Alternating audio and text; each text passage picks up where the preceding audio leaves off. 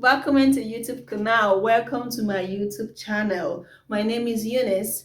If this is your first time of seeing me, no problem. Brief history.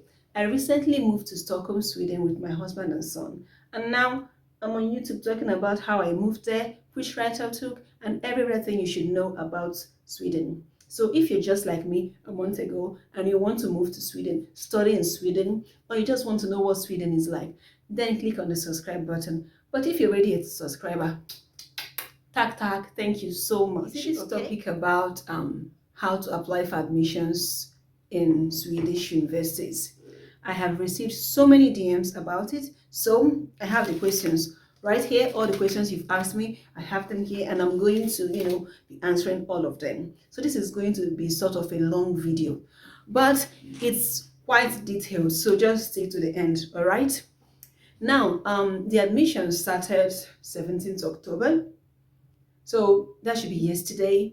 So if you're watching this video like anywhere around this time, any other year, maybe 2023, 2024, then the admissions has already started, because this is around the time that the admission starts. It starts 17th October till January. Now, there are two stages of application to Swedish universities. The first one, this one now that is on from October till January, is for international students. And the courses being taught within this period is going to be in English. So that's why it's mostly for international students, for them to apply within that time. The second one is the national opening, and it's for people in Sweden or for people who has resident permits in other EU countries. Like you're Nigerian, but you have a resident permit in Poland or Germany or Spain, any other EU country, then that's when you should apply the national opening. But bear in mind that those courses then that will be taught, if you apply within that time, will be taught in Swedish. There are chances also that if you apply then you won't have to pay tuition fees. That I'm not very sure of. You need to be sure that the university and the course that you want to choose, has that rules applied to them. But I'm very sure that admissions has started now and it will last till January. Okay? Okay, so how do you apply? Now, in Sweden, there's a general website where you apply for admissions. You don't need to go to each school's website to apply. And the website is www.universityadmissions.xe. I'm still going to put it up there. Yeah. So you go to this website and then you register and start applying for schools. Now, in Sweden, you need to pay just one application fee for 4 university choices. What do I mean? You pay one application fee and then you choose 4 different universities, and that application fee applies to all 4 of them. You don't need to pay differently.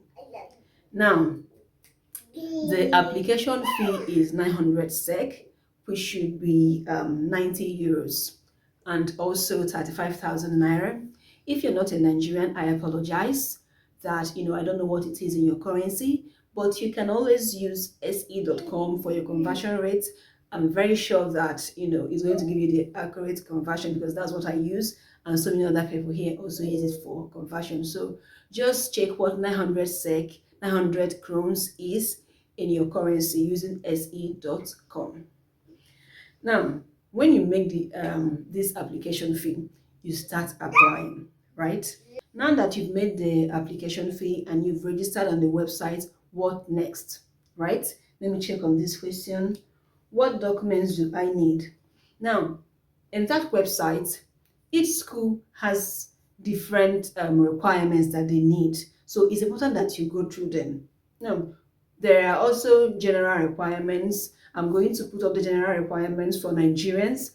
Again, I apologize if I do not say the one for your country, but it's very, very specific in the website. It's not confusing. The interface of the website is wonderful. You can always click on the course you want, and then you see the general requirements. Okay,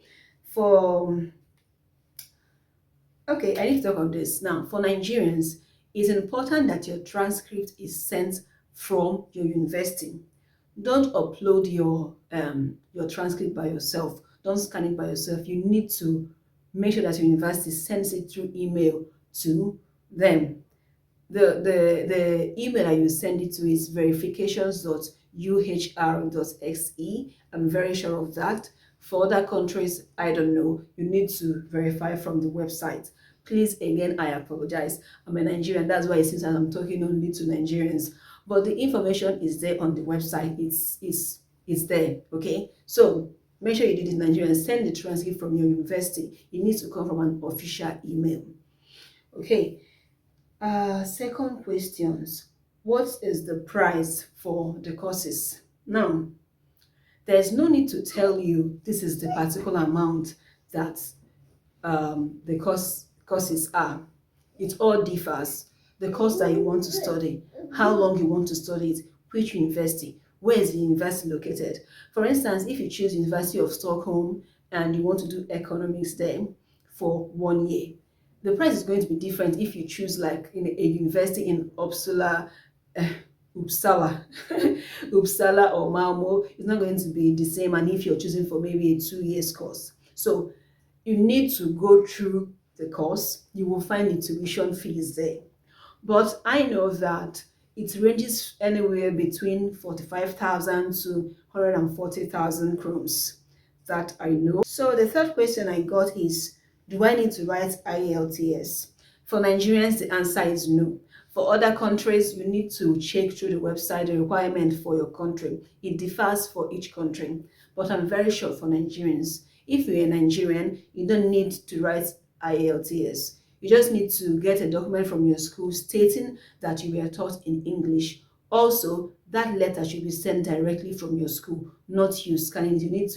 You need your school to send it directly from the official school email to that email. Okay, so you just need an English proficiency test, I guess. Yeah, just to show that you were taught in English if you're a Nigerian. For other countries, you need to check and make sure.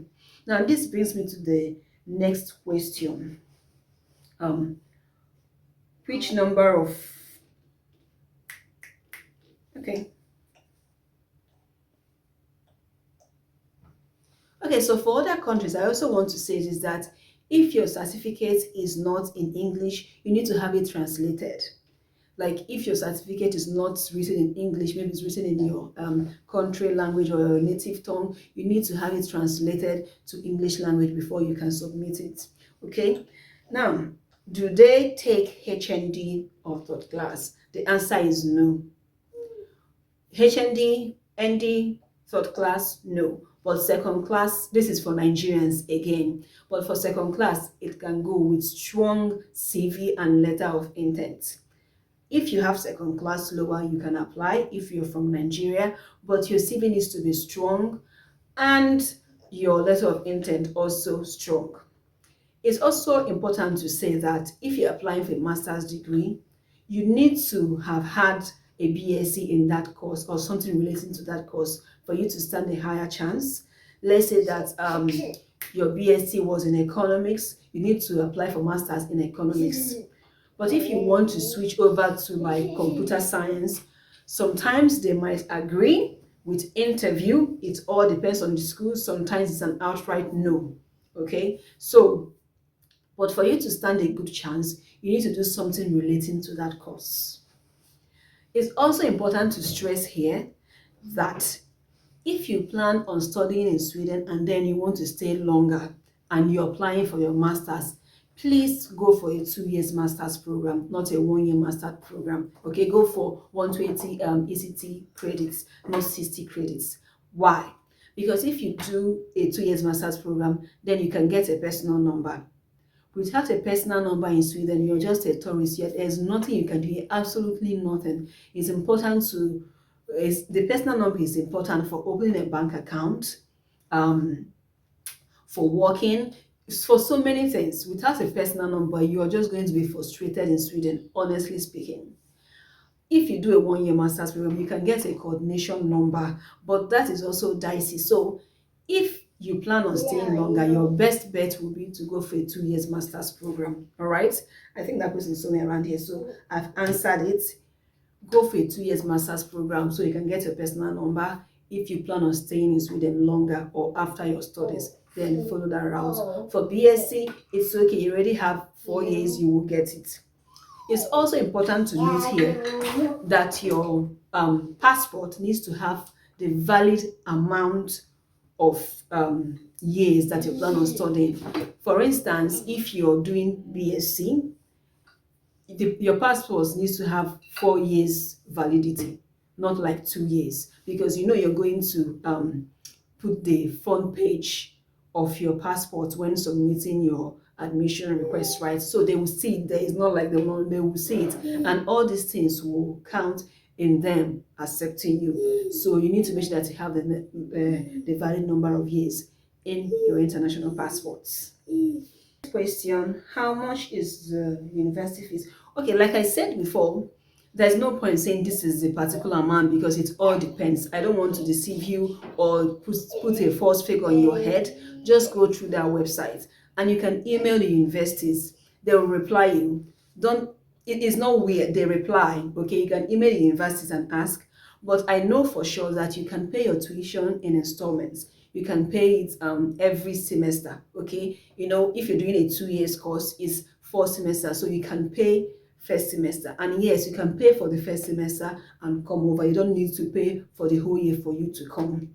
Okay, and even on the website, for each year, the tuition for each semester is written there. Okay, it's also possible for you to do a 3-month course. Like, let me say, if you want to study digital marketing, and digital marketing is like a course in first semester of media and communications, you can choose to do only digital marketing. That's a 3-month program.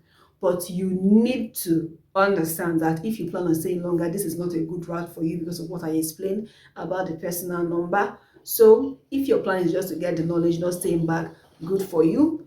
Also, email the school to be sure that this is possible. If you can take this course, if you can take it as a single course, not as a full program. All right. So for the tuition fee, just go to the website. There is no way I can know for sure because I don't know which course you want to study. Go to the website, you will see the information there. Can I pay installments? Yes, I have talked about that. Yeah, can I work in Sweden? Yes, you can work while you study, and your dependents can also work. Who are your dependents? Your wife, your husband, your children who are both 18 years, they can work while you study in Sweden. So yes, you can work while you study in Sweden. Okay, what is the next one? Scholarships. Okay, scholarships in Sweden. Do they have scholarship? Yes, they do. The most famous one is the SI scholarship, the Swedish Institute. The Swedish Institute scholarship. That's the most famous one. But you also need to know that this scholarship is going to come into play when you've gotten your admissions. Okay, you can apply now. You need to be sure that you've gotten your admission. If you apply within October to January, the admission list is going to come out April. Now, when it comes out around April, they will give you like 1 week for before the link to apply for this scholarship opens up. So let's say it comes out, the admission list comes out like 12th of April. Around maybe 18th, 19th, the link for this Swedish Institute will open, and then you apply for it if you have gotten admission in a Swedish university. Okay, now you apply for the scholarship, and the results and the result of the persons that got the scholarship will come out around May. Then from May, you can start applying for your resident permit. By April, I will do a video of how to apply for a resident permit. So, stick around. If you get admission, we'll go through that route, okay? So yeah, the scholarship, the SI scholarships. Yeah. Also know that this SI applies for some courses. I'm going to put a link down below for the courses, so that you know the courses that the SI scholarship applies to. I'll put a link up there for you to check the Swedish Institute link. And there are also scholarships for each university. The university also offers scholarships. Some it can be full tuition, some it can be half tuition. But for SI scholarship, I know for sure, the SI scholarship, I know for sure that it's always fully funded and even get paid monthly, 10,000 crowns, I believe, while you study. So for SI scholarship, they are always fully funded, all right?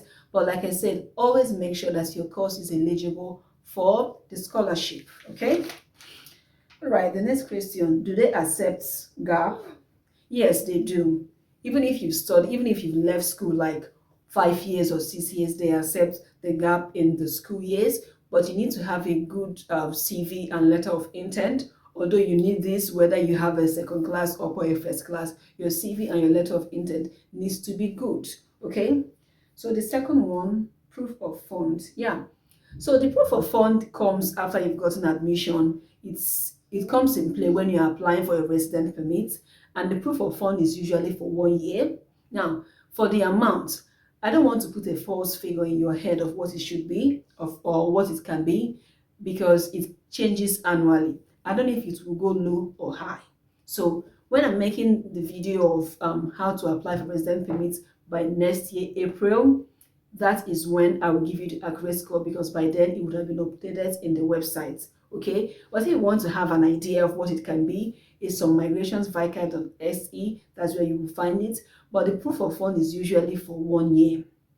Now, although there are some universities that allows you to come with that gives 2 years resident permit, but this is mostly for pilot courses. What do I mean by that? If a university is starting to do a course for the first time, say they want to start doing economics for the first time, that's mostly when they allow the students that got admission in that course to get a 2 years resident permit.